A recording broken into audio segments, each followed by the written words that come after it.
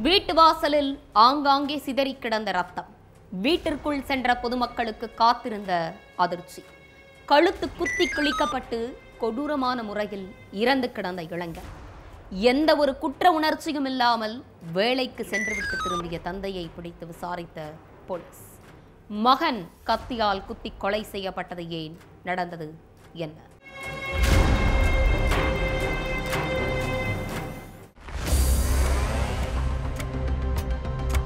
காலை நேரத்துல பொதுமக்கள் எல்லாரும் கல்யாணபுரம் பகுதி வழியா நடந்து போயிட்டு இருந்தாங்க. அப்ப ஸ்ரீதர்ங்கிற நபரோட வீட்டு வாசல்ல ஒரே ரத்தமா கிடந்திருக்கு.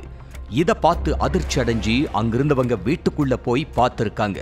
அங்க ஸ்ரீதர் கழுத்து அறுக்கப்பட்ட நிலையில ரத்த வெள்ளத்துல சடலமா கிடந்திருக்காரு. இந்த விஷயத்தை கேள்விப்பட்டு சம்பவ இடத்துக்கு வந்த போலீஸ் சடலத்தை மீட்டு போஸ்ட்மார்ட்டத்துக்கு அனுப்பி வச்சாங்க. அடுத்து ஸ்ரீதரை யாரு கொலை செஞ்சா, ஸ்ரீதர் உயிரிழந்து கிடக்கிறத யார் ஃபர்ஸ்ட் பாத்தீங்கன்னு போலீஸ் அங்கிருந்தவங்க கிட்ட விசாரிச்சிருக்காங்க.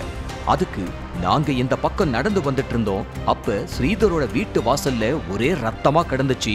அதனால உள்ள போய் பார்த்தோம். மத்தபடி ஸ்ரீதரை யாரு கொலை பண்ணான்னு எங்களுக்கு ஒன்னும் தெரியாதுன்னு சொல்லிட்டாங்க. இதுக்கிடையில கறிக்கடைக்கு வேலைக்கு போயிட்டு வழக்கம் போல வீட்டுக்கு திரும்பி இருக்காரு தந்தை மன்மதன் ராஜ். அப்ப அவரோட முகத்துல மகன் உயிரிழந்ததுக்கான எந்த ஒரு சோகமும் தெரியல. இதனால அவர் மேல சந்தேகமடைஞ்ச போலீஸ் அவர் ஸ்டேஷனுக்கு கூட்டிட்டு போய் விசாரிச்சாங்க. சென்னை அம்பத்தூர் அடுத்த கல்யாணபுரத்தைச் சேர்ந்த மன்மதராஜுக்கு கல்யாணமாக்கி ஸ்ரீதர்ங்கிற மகன் இருந்தாரு. இவரு இறைச்சி கடை வச்சு குடும்பத்தை கவனிச்சிட்டு இருந்திருக்காரு. இவரோட மகன் ஸ்ரீதருக்கு கல்யாணமாக்கி குழந்தைங்க இருக்காங்க. ஆட்டோவை ஓட்டி பிழைப்பு நடத்திக்கிட்டு இருந்த ஸ்ரீதர் வேண்டாத சேர்க்கையால மது போதைக்கு அடிமையாக்கி மனைவியை போட்டு அடிச்சு டார்ச்சர் பண்ணி இருக்காரு. அது மட்டும் இல்லாம கஞ்சா பழக்கத்துக்கும் அடிமையான ஸ்ரீதர் அக்கம் பக்கத்துல உள்ளவங்க கிட்டையும் சண்டை போட்டு அட்டூழியம் பண்ணி இருக்காரு. டெய்லி இப்படி குடிச்சிட்டு வந்து எதுக்கு பிரச்சனை பண்றீங்க, உங்களால நம்ம குடும்ப மானமே போச்சு, இதுக்கப்புறமாவது குடிக்கிறத நிறுத்துங்கன்னு சொல்லி இருக்காங்க. இத கேட்டு கோபம் அடைஞ்ச ஸ்ரீதர் என்னைய எதிர்த்து பேசுற அளவுக்கு உனக்கு தைரியம் வந்துருச்சான்னு சொல்லி மனைவிய சரமாரியா போட்டு அடிச்சிருக்காரு. இதனால ஸ்ரீதர் மேல கடும் ஆத்திரம் அடைஞ்ச மனைவி தன்னோட குழந்தைய கூட்டிக்கிட்டு தாய் வீட்டுக்கு போயிட்டாங்க.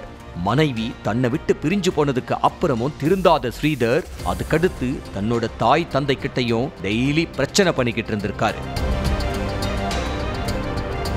சம்பவத்தன்னைக்கு ஃபுல் போதையில வீட்டுக்கு திரும்பி இருக்காரு ஸ்ரீதர். குடிப்பழக்கத்தால உன் மனைவியும் குழந்தையும் உன்னை விட்டு போயிட்டாங்க, ஒழுங்கா அவங்கள கூட்டிட்டு வந்து நல்லபடியா வாழு, அப்படி இல்லைன்னா இந்த வீட்டை விட்டு வெளியில போன்னு சொல்லி திட்டி இருக்காங்க.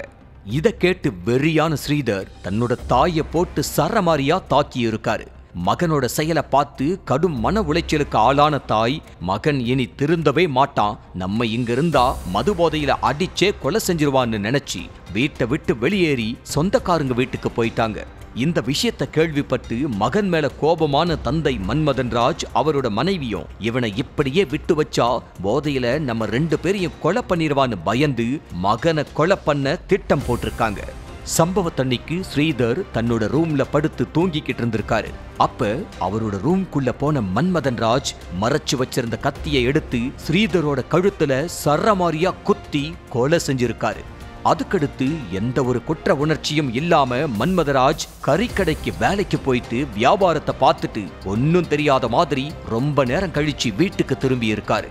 இந்த விஷயத்தை கேள்விப்பட்டு சம்பவ இடத்துக்கு வந்த போலீஸ் மன்மதராஜை அரெஸ்ட் பண்ணிட்டு கொலைக்கு உடந்தையா இருந்த அவரோட தாயையும் அரெஸ்ட் பண்ணி சிறையில அடைச்சிட்டாங்க.